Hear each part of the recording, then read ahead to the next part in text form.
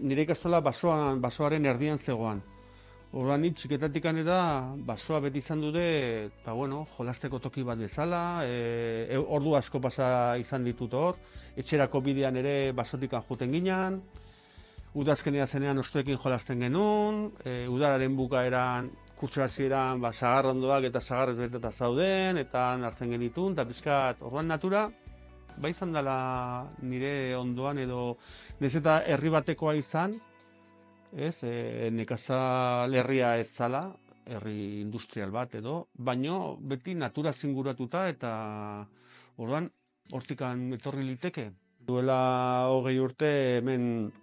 mendiko herri txiki batean edo etxe bizitza eta tailerra eraiki genuen, nire bikotea eta biok,